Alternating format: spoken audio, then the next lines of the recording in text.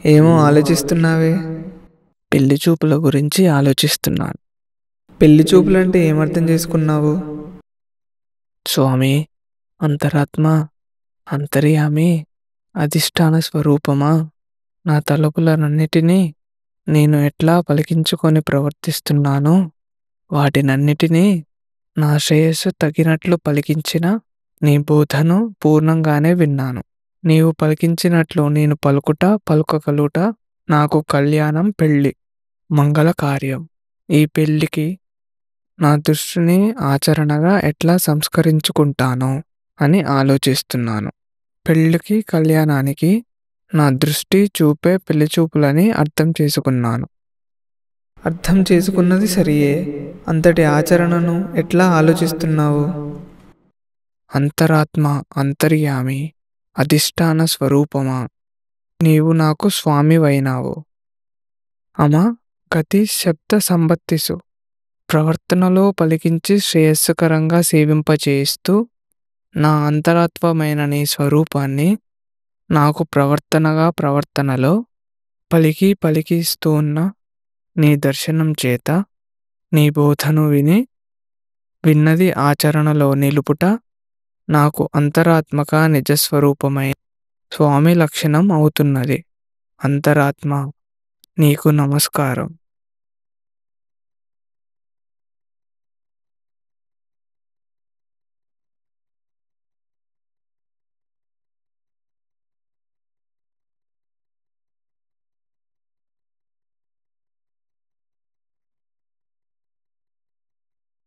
ఆచరణను కూడా నీ సన్నిధిలో నీ బోధానుసారం సవరించుకుంటూ ఆచరిస్తాను. నీతోనే నాకు కళ్యాణం, పెళ్ళి, నీ దృష్టి నాకు పెళ్లి చూపులు. ఎన్ని జన్మల పుణ్యమో నీ బోధన విన్నాను. దేవతామూర్తులందరూ, శాస్త్రములన్నీ, గురువులందరూ చేసిన బోధను దేహాది జీవితములు, విషయ జీవితములు బాధించి చేసిన బోధను సాధకుడు తన అంతరాత్మలో పలికించుకొని గాని ఆచరించలేడు. నా జన్మాంతర పుణ్యం చేత నా అంతరాత్మయే బోధించింది. జీవుడు ధన్యుడైనాడు. మరి నీవు అర్థం చేసుకున్న నీ పెళ్లి చూపు, నీకు కళ్యాణ దృష్టి, నీకు శ్రేయోదృష్టి, నిన్ను నీవు బాహ్యంగానూ ఆంతరంగికంగానూ సవరించుకోవటంలో ఆచరణ కార్యరూపం దాల్చుతుంది. ఆనతి నివ్వు స్వామి, ఆచరించి నీ సేవ చేస్తాను. ముందుగా నీ ఆచరణలో పరివర్తన కలిగి నీ అంతరాత్మను ఆచరించి చేరుకోవటం, నీకు నీ నిజస్వరూపమును చేరుకొనుట, ఇట్టి దృఢ నిశ్చయం ఉండాలి. నీ విషయ ప్రవర్తన నీకు నరకం, మరణం అని దర్శించిన నిశ్చయం దృఢంగా ఉండాలి. అప్పుడే నీ పెళ్లి చూపులు మంగళకరంగా సాగుతుంది. అట్లే నిశ్చయించుకున్నాను స్వామి. బాహ్యంగానూ ఆంతరంగికంగానూ నన్ను సవరిస్తూ ఉండు. నేను ఎదురు లేక మారుతూ ఆచరిస్తాను. కామ, క్రోధ, లోభ, మోహ, మద, మత్సరములు ఆంతరంగికంగా అభౌతిక స్వరూపంతో బాధిస్తూ బంధిస్తాయి. మనిషి మారేదాకా బంధించి ఒత్తిడి చేసి మారేటట్లు చేస్తుంది. ఈ బాధయే బాధ్యత వహించినట్లు శ్రేయస్సు కలిగిస్తుంది. కానీ బయట పోకడ విషయములు, సమాజపు పోకడ కనబడకుండగా, తెలియకుండగా బంధించి బాధిస్తాయి. ఇది మొదటి బాహ్య స్పర్శ, బహు అపాయకరమైనది. ఇందుకే ముందుగా మొదటి బాహ్య స్పర్శ నుండి బయటపడాలి. ఆజ్ఞ నీయు స్వామి, బయటపడతాను. ఒక చెవికి మాత్రం ఆడవారి వల్లే కమ్మబెట్టుకున్నావు, ఇదేమర్థం? లోకంలో ఒక్కొక్క ఫ్యాషన్ తరంగం వస్తుంది, దాన్ని అనుసరించాను. నీ తెలివిని తెలియక అనుసరించక ఏదో ఒక ఫ్యాషన్ తరంగాన్ని అనుసరించుట నీ తెలివికి అవమానం. అంటే తప్పుడు కొలత అని అర్థమవుతుందా? అర్థం లేని ఆభరణాన్ని తీసేశాను స్వామి. చారల టీషర్ట్, జీన్స్ ప్యాంటు వేషధారణకు విశేషార్థం ఏమిటో చెప్పగలవా? ఆ ప్యాంటు చినిగిందే, చిరుగుట కూడా అలంకరణేనా?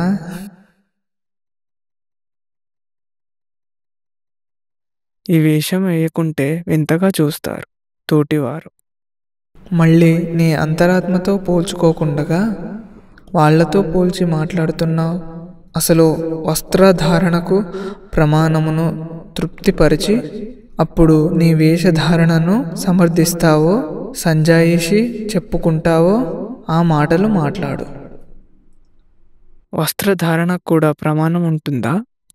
అన్నిటికీ తనకు తాను ఆధ్యాత్మికంగా స్థిరంగా నిలుపుకుంటూ ఎదుగుట ప్రమాణం. ఉర్వీ హింసాయాం, రెండు తొడలు కలిసి కామ ప్రేరేపణతో హింసింపబడతాయి. అందుకే అవి ఊరు అనబడతాయి. ఊర్నుయ్ ఆచ్ఛాదనే. కనుక రెండు తొడలకు మధ్య బట్టపొర అడ్డు వచ్చేటట్లు కట్టాలి. అట్లా కట్టితేనే అవి ఊరు. అమ్మో, అంత అపాయమే. ఇదిగో మారండి స్వామి. రెండు తొడలు తగలకుండగా కట్టుకున్నాను స్వామి. రెండు తొడలు తగలలేదు గాని ఒడలు ఆకారాన్ని కప్పటం లేదు. రెండు కాళ్ళు కాళ్ళ ఆకారంలో కనబడుతున్నాయి. ఈ కారణం వలన కదలికలో రజోగుణం రేగుతుంది. ఇదిగో మారండి స్వామి. ఒడల ఆకారం కనబడకుండా కట్టుకున్నాను. రెండు తొడలు కలుస్తున్నాయి. కదలికలోనే గాక అడ్డపంచగా కట్టుకున్న మాత్రం చేతనే మనిషికి తమో గుణం ఆవరిస్తుంది. మరి వస్త్రధారణ ఉపాయం ఎటువంటిది? గోచిపెట్టిన పంచకట్టుగా దోవతి ధరించాలి. ఇది వదులుగా ఒడలును కప్పినట్లుంటుంది. రెండు తొడలను వేరు చేస్తుంది. వేరు చేయుటను కూడా కప్పివేసి రజస్తమో గుణములు కలుగకుండునట్లుగా ఉంటుంది. విలువ తెలిసింది స్వామి, ఆచరిస్తాను. పంచగట్టుగా ధోతి ధరించాను. అంతటి వెడల్పైన పెద్ద అంచుతో వంచయ. అంచులో ప్రమాణం ఉన్నదా? దోవతి అంచులో గొప్పదనం, తనకు గొప్పదనం, గౌరవం అని సత్వగుణం కలిగిస్తుంది. ఒడలు వేరు, నాశమయ్యేది. తాను అభౌతికమైన చైతన్య స్వరూపం, నాశరహితం, అమృత స్వరూపం. ఒడలతోనూ బాహ్య సంబంధంతోనూ విషయములతోనూ సంబంధం కలిగి ఆ సంబంధమే తనకు స్వరూపం అనుకోవటం భ్రాంతి. తను కాని దాని యందు తానని గుర్తించుకొనుట భ్రాంతి. అర్థమైంది స్వామి. మారాను. సన్నటి అంచు దోవతి కట్టుకున్నాను. అదేమి ఆవేశం? నీ ముఖాన్ని ఒకసారి అద్దంలో చూసుకో. వికృతంగా ఆ క్రాప్ కటింగు. మగవాళ్ళందరూ ఇట్లాగే క్రాపు చేయించుకుంటున్నారు కదా. వాళ్లకు నీ కళ్యాణ దృష్టి లేదు. వాళ్ళు పాశ్చాత్యమును, క్రిస్టియన్ మతమును అనుసరిస్తారు. వారి దృష్టిలో ఆధ్యాత్మిక శ్రేయస్సు ఉండదు. అంటే తన శ్రేయస్సును గురించిన ధారణ గాని పోషణ గాని ఉండదు. కళ్యాణ దృష్టికి ఆచరణ ఎట్లాగో సెలవివ్వుము స్వామి. తల గుండు గురిగించి వ్రేలెడు వ్యాసంతో జుట్టును పిలకగా పెట్టాలి. గుండు యాంటీనా డిస్క్ గాను, పిలక యాంటీనా గాను మనిషి నిరవయవ ప్రాంతం నుండి పంచమహాభూతముల వలన చేరడి సచ్చిదానంద స్మృతి యొక్క తరంగములను తీసుకోగలుగుతాడు. దేహ జీవితంలో మనిషికి సరిగా సచ్చిదానంద స్మృతి అందని అవకతవకలో నిరవయవ ప్రాంతం నుండి తరంగములు అందుట అవసరం. మార్చుకున్నాను స్వామి. అదేమి పిలకను క్రాపులో దాచుకున్నావు? అసలు పిలక ఎక్కడి నుంచి అతికించుకొచ్చావు? సవరం అతికించుకున్నావా? గడ్డం నున్నగా గీకి మీసం పెట్టుకున్నావు. ఇది ఆధ్యాత్మికం ఆధారంగా పాశ్చాత్య అనుకరణయా, లేక పాశ్చాత్య అనుకరణ ఆధారంగా ఆధ్యాత్మికమా? ఆధ్యాత్మిక అనుసరణకు ఈ కలగుర కంప కళలు లేవు, ఉండకూడదు. అయితే తల, గడ్డం, మీసం అన్నిటినీ క్షూరకర్మ చేయక పెంచుకొని తల జుట్టును పిలక స్థానంలో బిగించి కట్టుకో. ఇది యాంటీనా డిస్క్ యాంటీనాగా అవుతుంది. లేదా తల, గడ్డం, మీసం అంతా గొరిగించి పిలక పెట్టుకో. ఇప్పుడు తరంగంలో అంతే. వాస్తవాన్ని వక్రం చేయడం అంటే ఏమిటో ఇప్పుడు అర్థమైంది. మార్చుకున్నాను స్వామి. ఈ విధంగా ఒడలును నీ సాధనకు ఒప్పుగా చేసుకున్నావు. ఇక బయట నడవడికలో ఎక్కడికక్కడ అంతర్యామి చూపుతున్న వెలిగిస్తున్న వ్యత్యాసమును నీవు ఆధ్యాత్మికంగా ఎదగటానికి అడ్డు అని చూపుతున్నట్లు గుర్తించి నీ నడవడికను మార్చుకొనుట నీకు సాధన అవుతుంది. దృష్టి నిలిపి ఆచరిస్తాను స్వామి. కామ క్రోధ లోభ మోహ మద మత్సరములు తన ప్రవృత్తిని బాహ్యరంగంలో ప్రయోగించినప్పుడు కలిగేవి. తనకు స్వరూపమే అన్నట్లు తోస్తుంది. మనిషి తన ప్రవృత్తిని అనుసరిస్తుంటే ఇది తనను తన నిజస్మృతి నుండి దూరం చేసి, తనకు లేనిదిగా చేసి, గుర్తింపుకే రాకుండగా చేసి, తన స్మృతిని ఈ కామక్రోధాదులలో మారు రూపంగా మార్చి ప్రవర్తింపచేస్తుంది. ఇది మనిషికి ద్వైత రూపం, మారు రూపం, తన మాయా రూపం, తనను తాను తప్పుగా కొలుచుకునేటి రూపం. బాధింపబడుతుండగా బాధ తెలుస్తున్నా, గుర్తింపుగా అందని రూపం అందకున్న స్వేచ్ఛకు అవకాశం లేదు. అంతరాత్మ అంతర్యామిగా ప్రవర్తించి ఈ ప్రభావము నుండి క్రమంగా మరలించి అంతర్ముఖమైన నిజస్వరూపమును పోల్చుకునేటట్లు చేసి, పోలికలు తన దోషం తనకు వెలుగులోకి రావటమును తనకు తన చేతనే పలికింపచేస్తూ రక్షిస్తుంటుంది. యువకుడు పెళ్ళి అనేటి పదములను వాస్తవంగా ఇట్లా తెలిసినప్పుడు అంతరాత్మ అంతర్యామి బాధ్యతగా చేస్తున్న రక్షణ అర్థమవుతున్నది. అంతరాత్మ ప్రయత్నాన్ని జీవుడు తన శ్రేయస్సుకు తన బాధ్యతగా గుర్తించి ప్రతిస్పందన చేస్తే బాధ్యతగా ఆధ్యాత్మికంలో ఎదుగుతాడని విశ్వాసంగా తెలుస్తున్నది స్వామి. ఈ విధంగా మనిషి బయట ఫ్యాషన్ గౌరవం వంటి అభిమానములతోనూ లోపల కామ క్రోధాదుల అభిమానంతోనూ ప్రవర్తిస్తుంటాడు. ఇవి ఒక్కొక్క చోట, ఒక్కొక్క కాలంలో, ఒక్కొక్క సమయంలో, ఒక్కొక్క మనుష్యులతో, ఒక్కొక్క విషయంలో, ఒక్కొక్క సందర్భంలో, ఒక్కొక్క పదార్థంతోనూ అనేక రూపాలు ధరిస్తుంటాయి. క్రొత్త క్రొత్త రూపాలను అల్లుకుంటాయి. ఎంతటి సాధకునినైనా జ్ఞానినైనా ఏమీ తెలియని చేతకాని వాని వలె బోల్తా పడేస్తుంటాయి. మనిషి వాటి యందు తాననేటి అభిమానంతో తనకు అన్వయం చేసుకుంటాడు. అంతరాత్మ వాటి నిజానిజములను అతనికి గుర్తింపుగా చేసి పలికించి సవరించుకునే తెలివిని ఇస్తుంది. ఇది సృష్టిలో జీవులందరికీ కళ్యాణం పెళ్ళి. ఈ అంతరాత్మ యొక్క దృష్టిని మనిషి తనదిగా బాధ్యతగా చేసుకొని సాధన చేయుట అతనికి కళ్యాణ దృష్టి, పెళ్లి చూపులు. ధన్యుడను స్వామి. ఈ కళ్యాణ దృష్టితో కళ్యాణాన్ని ఆచరిస్తాను.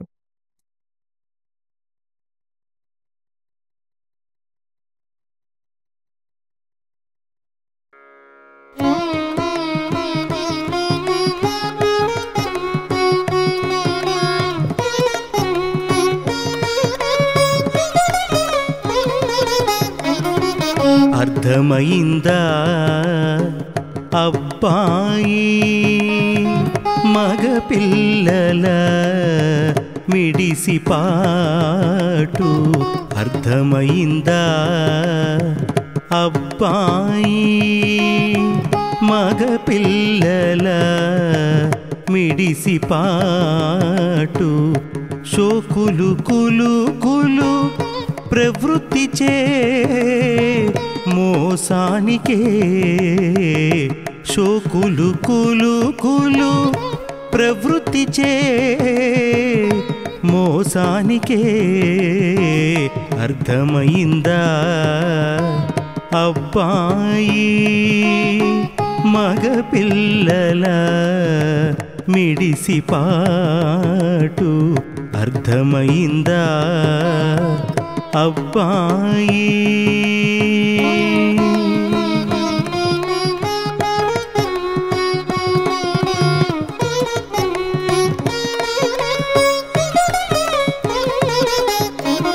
అరటాకుపై ముళ్ళు పడిన ముల్లుపై అరటాకు పడిన అరటాకుపై ముల్లు పడిన ముల్లుపై అరటాకు పడిన అరటాకుకే మరి మోసం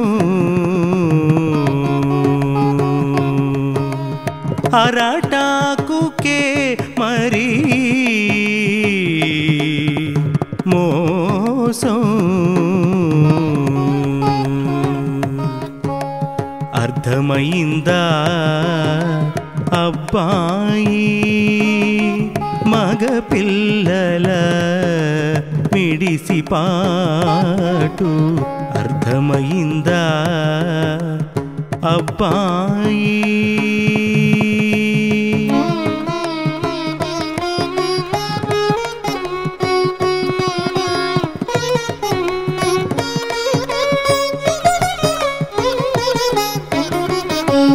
చదువులు చదివి విర్రవీగి అభిమానంలో మేడలు కట్టి చదువులు చదివి విర్రవీగి అభిమానంలో మేడలు కట్టి బయటితోనే హోదాలన్నీ లోపలి తనకు గుర్తింపు లేక బయటితోనే హోదాలన్నీ లోపలి తనకు గుర్తింపు లేక జీవితమంతా మృత్యువు కొరక జీవితమంతా మృత్యువు కొరక అర్థమైందా అబ్బాయి మగ పిల్లల మిడిసి పాటు అర్థమైందా అబ్బాయి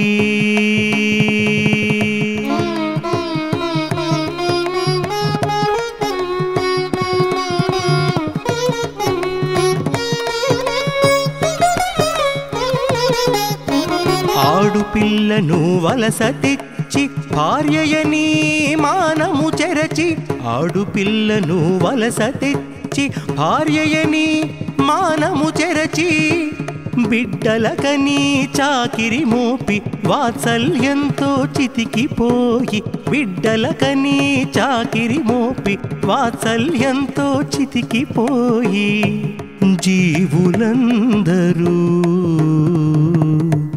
జీవోత్సవములా జీవులందరూ జీవోత్సవములా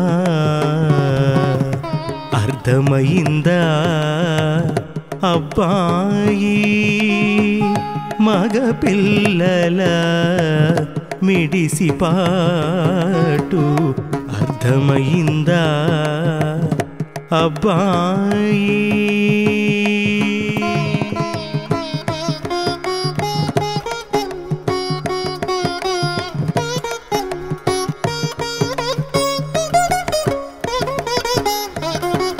జీవితమంటే మరణరహితం బయటి బ్రతుకు కదలిపోతూ జీవితమంటే మరణరహితం బయటి బ్రతుకు కదలిపోతూ నిత్యం సావును గీతి చూపుతూ జీవన తంత్రం జీవింపజేయ నిత్యం సావును గీతి చూపుతూ జీవన తంత్రం జీవింపజేయ అనుభవములో అందుకో మరి అనుభవములో అందుకో మరి దిద్దుకో నిన్ను జ్ఞానదీప్తితో దిద్దుకో నిన్ను జ్ఞానదీప్తితో అర్థమైందా అబ్బాయి మగ పిల్లల మిడిసి పాటు అర్థమైందా అబ్బాయి అర్థమైందా అబ్బాయి శోకులు కులుకులు ప్రవృత్తి చే మోసానికే అర్థమైందా అబ్బాయి అర్థమైందా అబ్బాయి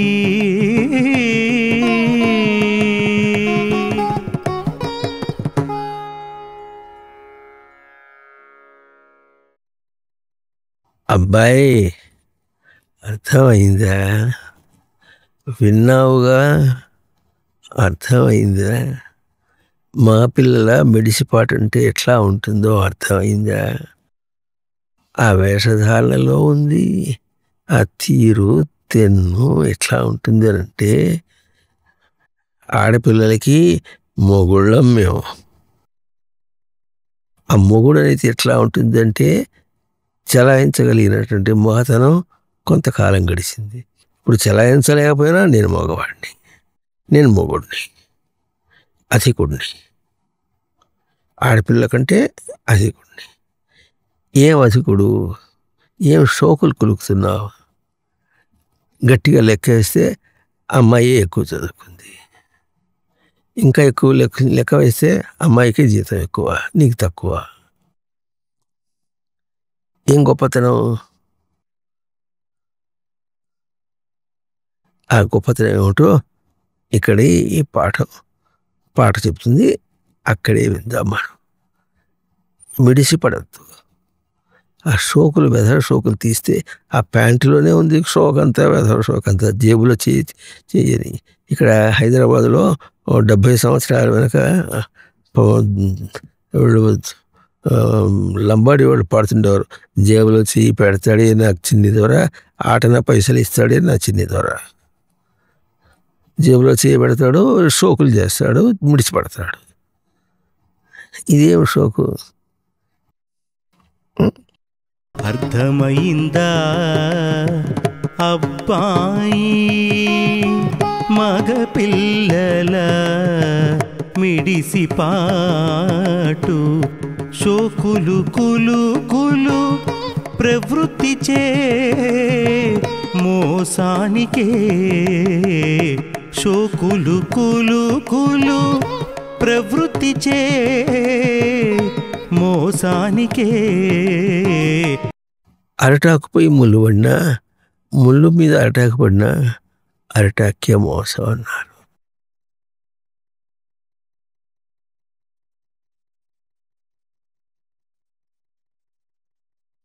అట్లాగే మిడిసిపడితే ఆ మిడిసిపడినటువంటి బుద్ధి తనది మిడిసిపాటు బయట వేరే రూపాల్లో చూపిస్తున్నది ఇష్టం వచ్చినట్టుగా తిరగటం పేలాప చేసి తిరగటం ఈ తిక్కగా ప్రవర్తించడం అనేటటువంటిది మరి కనిపిస్తుంది ఎంత తిక్కగా ప్రయత్నం చేస్తారంటే ఈ రోజుల్లో చదువుకున్నటువంటి పిల్లవాళ్ళకి కొంచెం కూడా విద్య లేదు వినయం లేదు ఓ ఇంకా తర్వాత ఈ వేలకి వీటిలో రింగ్లా పెట్టి ఫిక్కడి విజిల్ కొడతారు ఆ విజిల్ కొట్టడం ఇకపోతే ఈ మీద పాటలు పిచ్చి పిచ్చి పాటలు పిచ్చి పిచ్చి సినిమాలు ఇంకా ఆడపిల్ల ఎంబడి పట్టం ఏం పని ఇది ఆడపిల్ల ఎంబడి పడేటటువంటి పిల్లలకి నీ దుంపదేగా నీ చెల్లెలు లేదురా అటేం పడతావురా చన్ను కుడిసి పెరిగి చన్ను పట్టు సృష్టిలోని ప్రాణికి సిగ్గేల లేరదు అన్నాడు వేమనగా అక్కడ ఏముందిరా మాంసం ముద్ద అది మిడిసిపాటొద్దు సృష్టిలో కామం అనే మాట లేదు పిల్లల్ని కనే అవకాశం ఉంది కానీ కామం అనే మాట సృష్టిలో లేదు కామవాంఛ ఇద్దరికీ మోసమే కామవాంఛ ఇద్దరికీ మోసమే. కనుక నీ ప్రవృత్తితో బయట తిరిగితే, ప్రవృత్తితో తిరిగిన వాడు ప్రవృత్తి లేకుండా నిదానంగా ప్రవర్తించిన వాడు చేసినట్టుగా ఈ ప్రవృత్తి వాడెవడు చేయలేడు. దుడుకుగా ప్రవర్తించినా, మొద్దుగా ప్రవర్తించినా, ఏం చేసినా మొద్దుగా ప్రవర్తించిన వాడు మొద్దుగానే చేస్తాడు బయట పని. దుడుకుగా చేసిన వాడు దుడ్డుగానే చేస్తాడు. అతి వినయంగా చేస్తే అతి వినయంగానే చేస్తాడు. వాడి పని అట్టగే ఉంటుంది. దానికి పర్యవసానం వాడు అనుభవించవలసిందే. విషయ పర్యవసానం అనుభవించవలసిందే. దాంతో చెడిపోయినటువంటి బుద్ధిని అనుభవించవలసిందే. రెండు విధాలు, రెండుకి చెడ్డ రేవడు వీడు. అందువల్ల అరిటాకు వైపు ముళ్ళు పడినా ముళ్ళు మీద అరిటాకు పడినా అరిటాకే మోసము. అట్లాగే రెండు విధాల తనకే మోసం. తనకి ఏం మోసము? తన స్థితి తనకు తెలియదు. తన ప్రశాంత స్వరూపం తనకు తెలియదు. అరటాకుపై ముళ్ళు పడిన, ముళ్ళుపై అరటాకు పడిన, అరటాకుకే మరి మోసం.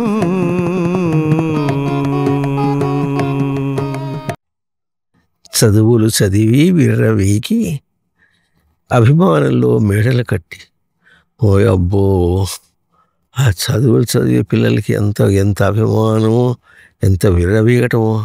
మేమే చదివేశామనుకుంటారు. ఇంతవరకు ఎవరు చదవలేనుకుంటారు. అందులో ఈ రోజుల్లో ఇంకెట్లా ఉంటుందంటే, మా పిల్లలు పట్టుబడి ఎన్ని మాట చూపించినా రిజల్ట్స్లో ఆడపిల్లలే ఎక్కువ మంది వచ్చారు, ఎక్కువ మంది పాస్ అయినారు. ఇంకా ఆడపిల్లలకి ర్యాంక్ వచ్చింది, మగ పిల్లలకి రాలేదు అని చెప్పించుకున్నా కూడా వీళ్ళకి సిగ్గు రావటం లేదు. ఇది పదేకపోతే ఏం మగ పిల్లలు మిడిసిపాటు. అదేంది ఆడపిల్ల అంటే ఎట్లుంటుందంటే పిల్లి ఎలుకని పట్టినట్టు ఉంటుంది. పిల్లికి చెలగాటంట, ఎలుకకు ప్రాణ సంకటం అంట.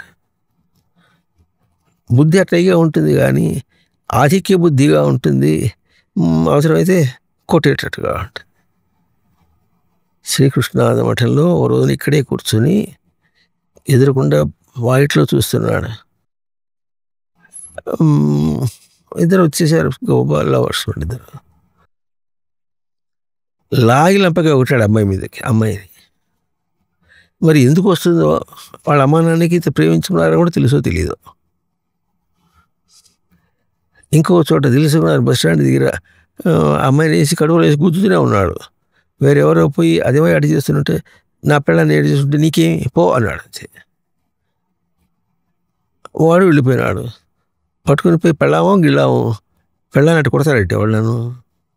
ఆ బుద్ధి ఏమి అసలు, ఆ బుద్ధిని తప్పని చెబితే కూడా సరిగ్గా అర్థం చేసుకునేటటువంటి బహుశా కోర్టు కూడా లేదేమో. ఒక చోట విన్నా అట్లాగే. ఒక రాజకీయవేత్త అడ్డు చెప్పినప్పటికీ కూడా రాజకీయ చేత అట్లా ఏమంటారు దాన్ని, క్షమాపణ చెప్పించారు. అంత నీచంగా ఉంది బయట. దీనిలో ఎవరు చెడతారు? తనే చెడతాడు. చదువులు చదివి విర్రవీగి అభిమానంలో మేడలు కట్టి, నేను పురుషుణ్ణి, నేను మొగుణ్ణి అభిమానంలో మేడలు కట్టి, ఇంకా బయటతోనే హోదాలన్నీ. నేను ఇంజనీర్ హోదా, నేను డాక్టర్ హోదా. అన్ని రంగాలు చెడిపోయినాయి ఇప్పుడు. నేను లాయర్, అది చెడిపోయింది. నేను సంగీత దర్శకుడిని, అది చెడిపోయింది. ఇంకోటి అది చెడిపోయింది. హోదాలన్నీ బయట, లోపల తనకు గుర్తింపు లేదు. అవన్నీ ఎత్తుకుని నెత్తినేసుకుంటే హోదా అవుతుందా? ఏమవుతుందిరా? హోదా ఎన్నాళ్ళు ఉంటుంది? రేపు ఇవాళ నడి రోడ్లో ఒక బొమ్మ నిలబెట్టారు, రాజకీయ నాయకుడు కనుక. కొన్నాళ్ళు అయిన తర్వాత ఆ రాజకీయ నాయకుడు విలువ అవతల వాడికి తెలియదు, కూల్చేస్తారు, అయిపోయింది.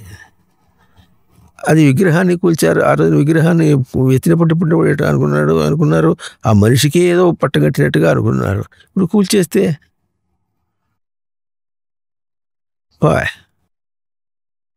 ఆంధ్రప్రదేశ్లో తెలుగు తల్లి అని పెట్టేశారు సెక్రటేరియట్ దగ్గర. ఆ తర్వాత తెలంగాణ వచ్చింది. ఆ తెలుగు కాదు, మా తెలంగాణ తల్లి అన్నాడు. తెలంగాణ తల్లికి తెలుగు తల్లికి తేడా ఏముంటుంది అంటే ఆ బొమ్మలే కనిపిస్తుంది, పాటలు ఏముంటుంది, రెండు ఒకటేగా. అది కూలగొట్టారు, మళ్ళీ ఇంకోటి పెట్టారు. కారే రాజులు రాజ్యముల్ గలుగవే గర్వోన్నతిన్ చందరే. ఎంతమంది రాజులు రాలేదు, ఎంతమంది పెద్ద పెద్ద వాళ్ళు కాలేదు. వాళ్ళు ఏమైనా సిరి ఏమైనా మూట కట్టుకుని పోయినారా డబ్బులు? వాళ్ళ పేరు ఏమైనా ఉందా? ఏమిటో అభిమానపడిపోతాడు మనిషి, గర్విస్తాడు. లోపలి తనకు గుర్తింపు లేక తను శాశ్వతంగా ఎట్లా ఉంటాడు, తన శాశ్వతంగా తన దగ్గర ఉంటాడు. ఆ స్వరూపము, ఆ ఆనందము తనకు అర్థం కాకపోతే బయట దాంతో చేస్తాడు. అది తుచ్చము నీచము కావటమే కాకుండా కొంతకాలానికి పోతుంది. ఆ చంద్ర తారకం నా కీర్తి ఉండాలంటాడు. చంద్రులు తారలు ఉన్నంత వరకు ఉండాలంటే ఆ తర్వాత ఏమవుతుందిరా? ఆ తర్వాత ఏమవుతుందో ఇప్పుడు ఉండాలి. ముక్తిగా తర్వాత నాకు ఇప్పుడు ముందు డబ్బులు కావాలి, పైసలే కావాలి. ఏం చేస్తా పైసలతో? జీవితం అంతా మృత్యువు కొరకు. ప్రతి చోట మృత్యువు కావాలి నాకు. బయట అది పోయేది. ఒక చిన్న విషయం అర్థం చేసుకోండి. ఒక విషయంలో అభిమానపడ్డాడు, తను అందరూ పొగిడారనుకోండి. ఆ పొగిడినంతసేపు తనకింత హాయిగా ఉంది. ఆ తర్వాత పొగడత లేదుగా, ఆ రూపం తనకు లేదుగా ఇప్పుడు. అంటే చచ్చిపోయినాడుగా, చచ్చిపోయినాడు కదా. మాటి మాటికి పుడుతూ చస్తూ ఇంతేగా. నిత్య జీవితం ఏది తనకు? ఆ చచ్చిపోయిన తర్వాత తను ఎవరు మళ్ళీ ఇంకో విషయంలో పట్టుకోవాలి. ఒకటి సుఖం అయితే ఇంకోటి దుఃఖం. ఆ దుఃఖంలో మళ్ళీ ఏడవాలి. ఆ దుఃఖం పోవాలి, మళ్ళీ ఇంకో సుఖం రావాలి. నమ్మకం ఏది? ఇంకో దుఃఖం తర్వాత ఇంకో దుఃఖం, ఆ తర్వాత ఇంకో దుఃఖం, అన్ని దుఃఖమే. తర్వాత చావు. పోయిన తర్వాత దేహం విడిచిపెట్టిపోయిన తర్వాత ఏమవుతావు? ఇందా చెప్పున్నాను చూసారా, కాలు లేదు, రోడ్లు లేవు. కాలు ఉన్నప్పుడు, రోడ్డు ఉన్నప్పుడు, ఒక్కరోజు కర్ఫ్యూలో మనిషి ఎట్లా ఆందోళన చెందిపోయినాడు మనిషి, ఎట్లా నిలవలేకపోయినాడు, గడగడలాడిపోయినాడు మనిషి. అటువంటి మనిషి రేపు దేహం విడిచిపెట్టిపోయిన తర్వాత కాలు లేదు, రోడ్లు లేవు, నడవటానికి లేదు. నడిచే బుద్ధి ఉంది, ఆ బుద్ధి పరిగెత్తుతోంది. ఆ పరిగెత్తే బుద్ధిని ఎట్లా ఆపాలి? ఇప్పుడు ఒక్కరోజు నిలుపుకోవాలి, నిగ్రహించుకోలేకపోయినావు ఆ బుద్ధిని. దేహం విడిచిపెట్టిపోయిన తర్వాత ఏం చేస్తావు? అర్థం కావట్లేదు, తెలియలేదు. మెడ మీద తలకాయ ఉందా, తలకాయ మీద మెడ ఉందా? ఇంకా మాట్లాడితే నోటితో తింటున్నావో ముడ్డుతో తింటున్నావు రా, ఏం అర్థం కావట్లేదు నీకు. ఏం బతుకు అనుకున్నావు? అంత మిడిసిపోట మరేను. చిన్న విషయం అర్థం కాదు. ఎంత చదువులు చదివినప్పుడు ఆ చదవడం నీకు తెలివి ఎక్కడి నుంచి వచ్చిందిరా? ఏ దేవుడిచ్చాడా నీకు? పై నుంచి కిందికి కింద పడేశాడా, నెత్తిని పడేశాడా, నోట్లోకి ఇచ్చాడా, ముక్కులోకి ఇచ్చాడా, బుర్రలోకి ఇచ్చాడా? నీ లోపల నుంచి వచ్చింది. నీ లోపల నుంచి వచ్చిన ఆ తెలివి ఏముంటుంది చెప్పు? ఓరి మనిషి సైంటిస్ట్ వీడు. తన తెలివి తనకు తెలియట్లేదు. ఏ తెలివితో చేశాడు తెలీదు. మట్టితో కుండలు చేస్తాడు, గాలితో కుండలు చేస్తారా? మట్టితో కుండలు చేసేవాడు ఏం చేస్తాడు? మట్టి ఎట్లా ఉంటుందో దాన్ని ఎట్లా పంచుకురావాలో తెలుసుకుని చేస్తున్నాడు. మట్టిని తెలియాలి, మట్టి వశం చేసుకోవడం తెలియాలి. అట్లాగే నువ్వు ఏ బుద్ధితో బయట చేస్తావో తెలియాలి, ఆ బుద్ధిని ఎట్లా వశం చేసుకోవాలో తెలియాలి. మెటీరియల్ కాస్ట్ అది, ఉపాదాన కారణం ఇంత మాత్రమైనా తెలియదు. ఇంకా పైగా విశేషంగా తెలియటం అనేది ఇంకా చాలా ఉంది. నీ ప్రవృత్తి ఎట్లా ఉంటుందో నిమిత్త కారణం అదేనా తెలియదు. ప్రవృత్తితో చేసావు, ఎట్లా చేస్తే అవతల దాన్ని నువ్వు జయించగలిగావో, సరిగ్గా చేయగలిగావో అది కూడా తెలియదు. జయించి సరిగా చేశా అని చెప్పి గర్వించటానిక? నీ బుద్ధిని నిర్వచనం చేయలేనటువంటి వాడి మృత్యువు కాకపోతే నువ్వేమన్నా బతికిన వాడివా? చావు కూడా నిస్సావు. దేహం చచ్చేదాకా తాను బుద్ధితో చచ్చి చచ్చిన బుద్ధిని తీసుకెళ్ళిపోతాడు. శవాన్ని తీసుకెళ్ళి ఏం చేస్తాడు? మురుగెట్ట వస్తుందో, శవాన్ని తీసుకెళ్తే భౌతిక శవం అయితే మురుగెట్లా వస్తుందో, చచ్చిపోయిన జీవుడు మురుగు కంటే ఎక్కువ అవుతాడు. ముట్టుగా చచ్చిపోతాడు. తను తాను ఎట్లా బాధలు వస్తే, మెంటల్ టెన్షన్ వస్తే చేతకాక గంజాయి తాగటానికి ఎట్లా పరిగెత్తాడు, అప్పుడు నీకు తాగటానికి గంజాయి కూడా లేదు. చావాల్సిందే. తమాషా ఇంకా దేహం విడిచిపెట్టిపోవటం ఉంటేను, మళ్ళీ పుట్టడం ఉంటేను. మళ్ళీ పుట్టేదాకా ఇక్కడ ఎట్లా అవస్థపడతావు అది కూడా తెలియదు. ఎవరింటి పోయి దాక్కుంటావు? ఎవరు నీకు ఆశ్రయం ఇస్తారు? అవన్నీ లోకంలో ఎవరైనా ఇంట్లో దాక్కోవటం, ఎవరైనా ఆశ్రయం ఇవ్వటం, వాడిని అన్నం పెట్టడం, ఇవన్నీ కూడా నీ కష్టం వస్తే చేయటం. అది దేహం విడిచిపెట్టిన తర్వాత ఎవడొస్తాడు నీకు? ఎట్లా బతుకుతారో కొంచెం కూడా ఆలోచన చేయకుండా మృత్యువు కొరక అన్నాడు. ఈ మృత్యువును ఎప్పుడూ ఆహ్వానిస్తాడు. చదువులు చదివి విర్రవీగి అభిమానంలో మేడలు కట్టి బయటితోనే హోదాలన్నీ లోపలి తనకు గుర్తింపు లేక జీవితమంతా మృత్యువు కొరక.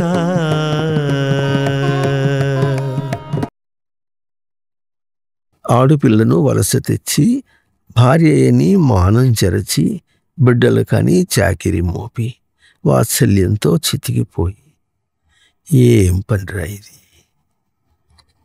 సృష్టిలో పిల్లల్ని కనే అవకాశం ఉంది కానీ కామవాంఛ కాదు.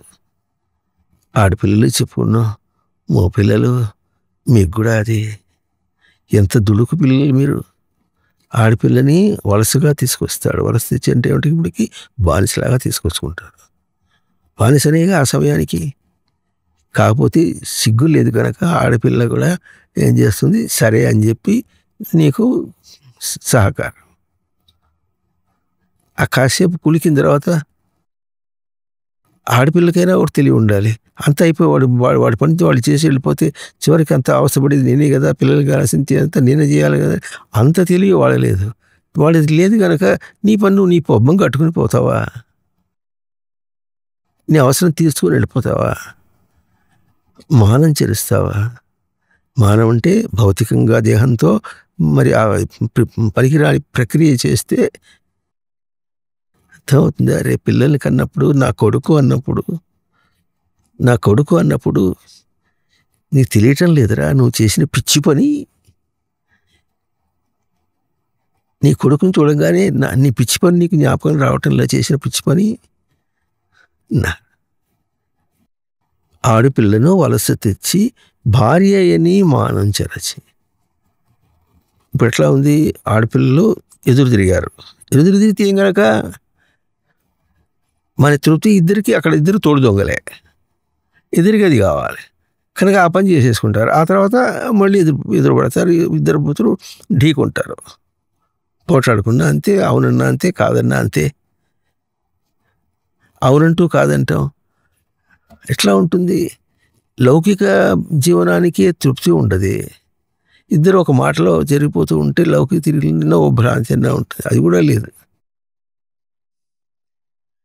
అవతల వాళ్ళ కోరిక కోసం అని తాను ఇక్కడ ఉండాలి, ఆమె కోరిక కోసం తను ఒగ్గి ఉండాలి, తన కోరిక కోసం అమ్మాయి ఒగ్గి ఉండాలి. భార్యని మానం చెరచి, దేహం మానం చెరిచాడు. మరి ఇంకా ఆమె యొక్క గొప్పతనం ఎట్లాగూ నిశ్చలమైనటువంటి స్వరూపము, జగన్మాత స్వరూపము. దానికి ఆమెకి తెలీదు. నువ్వేం చేసావు? నువ్వు మగవాడు అంటే అధికుడు వంటివి కదా. అధికం అంటే అధికంగా తెలియాలి. అధికంగా తెలిసి ఆమెను ఎట్లా నువ్వు సహాయం చేయాలో తెలియాలి. అది నీకు తెలియదు. ఎట్లా అధికుడు అనుకున్నావు నువ్వు? బిడ్డలకని చాకిరి మోపి. బిడ్డల కంటే చాకిరి ఎవరు చేయాలి? ఇప్పుడు తనే చేయాలి, ఆమె చేయాలి. వాళ్ళు అట్లా డిజైన్ చేయబడ్డారు అంటాడు ఒక ఆయన. ఆడపిల్లలు దానికోసం డిజైన్ చేయబడ్డారు. మీరు అట్టే పుట్టారమ్మా, మిమ్మల్ని అట్టే పుట్టించింది సృష్టి అంటాడు. నేను ఎట్ట పుట్టించింది? వాళ్ళకి చాకరీ మోపటానిక? సిగ్గుండదురా. వాత్సల్యంతో చితికిపోయి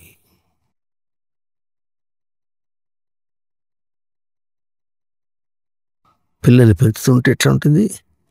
రోజు రోజు రోజు గడిచిపోతుంటే నా బిడ్డడు నా బిడ్డడు నా బిడ్డడు నా బిడ్డడు నా కొడుకు నా కొడుకు అంటే నా కొడుకు అనే వాత్సల్యం పెరుగుతుంది, కానీ సిగ్గు రావటం లేదు. పుట్టించినప్పుడు చేసినటువంటి పిచ్చి పనికి సిగ్గు రావటం లేదు. తర్వాత వచ్చినటువంటి పెంచేటప్పుడు సరిగా పెంచడం లేదు, తెలివి లేకుండా పెంచుతున్నానని సిగ్గు రావటం లేదు. తండ్రి ఎటవుతాడు? తల్లి ఎటవుతుంది? నీకోసం తేరగా వచ్చాడు వాడిని పాడు చేయటానికి. ఇష్టం వచ్చినట్టు కనవతల బరేసి వాడిని తేరగా పాడు చేయటానికి ఎవడిచ్చాడు నీకు హక్కు? ఓరి రాక్షసుడా అంటుంది. రాక్షసులు, తల్లిదండ్రులుగా రాక్షసులు. రేపు వాడు సంపాదించి పెడితే నాకు కుట్టు తింటారు, వాడి ముడ్డి నాకినట్టు నాకు కుట్టు తింటారు. సిగ్గుండకల్లా ఏం చేశామని మనం గాలికి పెంచాం వాళ్ళని. వాత్సల్యంలో చితికిపోయి. వాత్సల్యానికి ఏమర్థం? వాత్సల్యం అంటే వత్సభావం, నా వాడు అనే భావం. నీ వాడు ఎక్కడరా? నీ దేహమే నీది కాదుగా. పోయేటప్పుడు నీ దేహమే నీ కాదు, దేహం విడిచిపెట్టిపోయినావు. నీ దేహమే నువ్వు విడిచిపెట్టిపోతే నీ వాళ్ళు అనేవాడు నీ కొడుకుల్లో వాళ్ళని ఎటు తీసిపోతావు అనుకున్నావు. ఏం వాత్సల్యం? వాత్సల్యానికి ఏమైనా అర్థం ఉందా? చేసిన పని పాడు పని, దాని మీద పెట్టుకున్నటువంటి పర్యవసానము వాత్సల్యం, ఇది కూడా పాడు పని. అన్నీ మోసానికేనా? మోసం కోసం పుట్టావు నువ్వు. జీవులందరూ జీవోత్సవములా అంటున్నాడు. జీవోత్సవం అంటే జీవము శవము. జీవించింది శవము ఎట్లా అవుతుంది? శవము జీవించటంలే. రెండు పోలికలు ఉంటాయా? జీవితంతో పాటుగా శవమై జీవిస్తాడా? ఎప్పుడు నువ్వు శవం జీవించగా చూసావా? అట్టగా జీవిస్తున్నావు నువ్వు. శవంలాగా జీవిస్తున్నావు కానీ జీవుడిలాగా జీవించట్లేదుగా. అర్థమైందా అబ్బాయి? ఒరి బుజ్జి అబ్బాయి, ఒరి బుజ్జి అబ్బాయి. ఆడుపిల్లను వలస తెచ్చి భార్యయని మానము చెరచి బిడ్డలకని చాకిరి మోపి వాత్సల్యంతో చితికిపోయి జీవులందరూ జీవోత్సవములా. అర్థం చేసుకో, జీవితం అంటే మరణరహితం. జీవ ప్రాణధారణి, ప్రాణమును ధారణ చేయడం. మరణం అంటే ప్రాణత్యాగి, ప్రాణత్యాగి. ప్రాణమును విడుచుట మరణము, ప్రాణమును నిలుపుట జీవనం. ప్రాణమును పోగొట్టుకుని ఏం జీవితం అంటాం? జీవితం అంటే ప్రశాంతంగా, తన ప్రశాంతతకు భంగం లేకుండా ఉండటం. అది ఏమిటో రుచి చూడటం కోసం వచ్చావు నువ్వు ఈ దేహంలోకి. బాగా అర్థం చేసుకో. నీ బతుకే నీకు బుద్ధి చెబుతుంది, నేర్చుకో. ఎట్లా చెబుతుంది? బయట బ్రతుకు కదిలిపోతూ ఉంటుంది. ఎట్లా కదిలిపోతుంది? శేషం, బాల్యావస్థ, తర్వాత కౌమారావస్థ, ఆ తర్వాత యవ్వనావస్థ. ఎన్నెన్ని బుద్ధులు చెప్పినాయి, ఎక్కడా నిలవలేదుగా నీ స్వరూపం. ఇప్పుడు ఎదుగుతున్నావు, ఎదిగి ముసలాడవుతావు. ముసలాడైన తర్వాత పోతావు. ఇది దేహం. దేహంతో ఇన్ని రంగాలు చూపించింది. అన్ని రంగాల్లో నువ్వు ఎట్లా ఉన్నావు? నీ ఏం అనుభవాన్ని కోసుకుంటున్నావు? నువ్వు నీ జీవనాన్ని ఎట్లా కోసుకుంటున్నావు ఇది తెలుసుకోవాలి. అట్లా తెలుసుకోవడానికి అవకాశం ఇస్తూ బయట బతుకంతా కూడా కదిలిపోతుంది. ఇంకా తెలుసుకోకపోతే నిత్యం చావును గీచి చూపుతుంది. చావును గీచి చూపుతుంది. పెళ్ళాం వచ్చిన తర్వాత పెళ్ళాం బెల్లం, తల్లి అల్లం.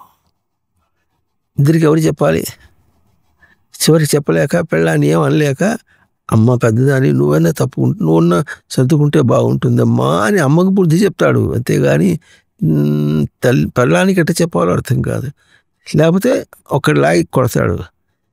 రెండూ విపరీతాలే. చెప్పలేక చస్తాడు, లేకపోతే లాగి కొడతాడు. అదే లెక్క. పెళ్ళాం అంటే ఏమనుకున్నావు? ఎట్లా ఉంటుందంటే ఒక తరగతిలో చేరాడు, ఇప్పుడు 10వ తరగతిలో చేరాడు. ఆ పుస్తకాలని చదవటం అంటే, పాస్ కావటం అంటే ఎట్లా ఉంటుంది? చేత కాకపోతే పుస్తకం చింపతలు బారేస్తాడా? పెళ్ళాన్ని కుట్టినట్టు. లేకపోతే ముద్దు పెట్టుకుంటాడా? ఈ రెండిట్లో పాస్ అవుతాడా? ఇట్లా చేస్తే ఏ తెలివిని ఎట్లా ఉంచి పాఠాలు ఎటు తీసుకోవాలని, అట్లాగే పెళ్ళాన్ని ఎటు తీసుకోవాలని తెలుసుకోవాలి. అప్పుడు కదా నువ్వు పాస్ అవుతావు. అప్పుడు పెళ్ళం పోతుంది. చక్కగా చదివేసి చేస్తే అప్పుడు ఏముంది, 10వ తరగతి వెళ్ళిపోయింది, నువ్వు దాటిపోయినావు. పాస్ అంటే దాటావు, లేక పెళ్ళాన్ని దాటేస్తావు. మళ్ళీ జన్మలో పెళ్ళాన్ని రాకుండా పోతుంది. ఇది కదా ఎక్సర్సైజ్. కొడితే ఏం లాభం, తిడితే ఏం లాభం, ముద్దు పెట్టుకుంటే ఏం లాభం? పెళ్ళాన్ని అవునంటే అమ్మను కొట్టినట్టయింది, అమ్మను అవునంటే పెళ్ళాన్ని కొట్టినట్టయింది. ముందు పోతే నుయ్యి, వెనకపోతే గొయ్యి. ఈ సమస్య జీవితం కాదు. ఈ సమస్య స్పష్టంగా మనం కల్పించుకున్నటువంటి చావు. నిత్యం చావును గీచి చూపుతుంది. అక్కడ పడినటువంటి బాధ, మానసిక ఆందోళన చావు. దానిని గీచి చూపిస్తుంది. ఎందువల్ల అవుతుంది? నీ అజ్ఞానం వల్ల, తెలివి తక్కువతనం. జీవన తంత్రము జీవింపచేస్తుంది. జీవన తంత్రం అంటే తెలిసిన, దెబ్బలు కొట్టి కొట్టి కొట్టి కొట్టి ఎన్ని జన్మలైనా సరే ఒక మాట తెలుసుకోరా, అర్థం చేసుకోరా అంటే ఎంత మూర్ఖం చేస్తారో మనుషులు, ఎంత మూర్ఖం చేస్తారో. ఏమైనా మూర్ఖం చేస్తారా? మోసుకుపోయి ఏం చేస్తావు? మళ్ళీ పుట్టాలి. ఈ జీవితంలో ఒక నియమాన్ని ఆచరించడానికి కష్టపడేటువంటి వాడు, ఒక నియమాన్ని ఆచరించడానికి కష్టపడేటువంటి వాడు మళ్ళీ జన్మ ఎత్తి మళ్ళీ ఆ పాడు బతకంతా మళ్ళీ బతకద్దు, అంత కష్టాలు పడద్దు. అదేనా పడతారంటాడు. కానీ ఒక జీవితంలో నియమపాలనగా చేసుకుని దాటిపోదాం అన్నాడు అనుకోడు. ఎంత మూర్ఖపు మనిషి వీడంతా. కనుక జీవన తంత్రమును జీవింపచేస్తుంది. ఎట్టయినా సరే, ఏ జన్మకైనా సరే నువ్వే దిగి రావాలి. ఎవడి కోసం వస్తావు? నీ కోసం వస్తావు. నీ కోసం వస్తావా? నీ అబ్బ కోసం వస్తావు? నీ తాత కోసం వస్తావు? ఎవడి కోసం వస్తావు అంటుంది. అంతే. అంటే నాకు అనిపించట్లేదంటే గుడ్డి కళ్ళకి ఏం కనిపిస్తాయి? మొద్దుతనానికి ఏం కనిపిస్తుంది? కష్టాలు ఎవరు పడుతున్నారు? నువ్వు పడేది ఇంకెవరా? ఎవడి బుద్ధికి వాడే కష్టాలు పడతాడు, ఎవరి కర్మ వాడే అనుభవిస్తున్నాడు అని చేసి అన్నిటికీ ప్రభుత్వం మాకు ఆ డబ్బులు ఇవ్వాలి, ఈ డబ్బులు ఇవ్వాలంటే ఏదో నాటకం. అనుభవములో అందుకో. మరి అనుభవం వస్తుంటే, అనుభవం పాఠం చెప్తుంటే తీసుకో. జ్ఞానదీప్తో దిద్దుకో నిన్ను నీవు. అనుభవంలో తెలుసుకో, జ్ఞానం పొందు, దిద్దుకో నిన్ను. జ్ఞానం పొందడం అంటే తెలుస్తోంది, నా తప్పే నాకు తెలుస్తోంది, నా తప్పు వల్లనే నేను ఇట్లా చేస్తున్నా. నా తప్పు అంటే ఏమిటి? కానిదాన్ని అవునంటున్నా. లోకంలో ఎంత కష్టపడినా కించిన్ మాత్రమైనటువంటి శుభకార్యం నువ్వు చేయలేవు. నీకు శుభంగా ఒక్క కార్యం కూడా చేయలేవు. లోకంలో లౌకికంగా ఏం లేదు. వద్దని త్యక్తేన భుంజీత. వద్దని గొప్పవాడి పోతావు, కావాలని మోసపోతావు. అర్థమైందా అబ్బాయి? అర్థమైందా అబ్బాయి అన్నాడా పాటలో. జీవితమంటే మరణరహితం, బయటి బ్రతుకు కదలిపోతూ నిత్యం చావును గీతి చూపుతూ జీవన తంత్రం జీవింపజేయ అనుభవములో అందుకో మరి దిద్దుకో నిన్ను జ్ఞానదీప్తితో. అర్థమైందా అబ్బాయి? మగపిల్లల మిడిసిపాటు.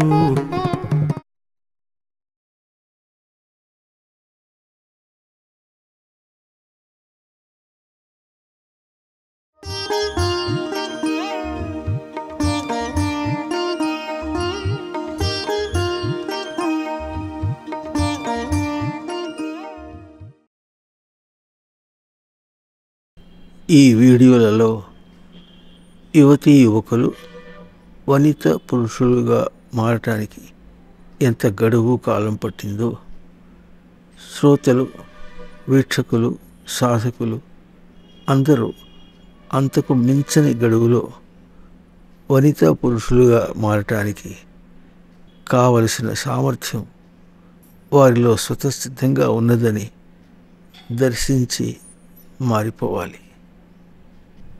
శుభం భూయాత్. శుభము కలుగునుగాక.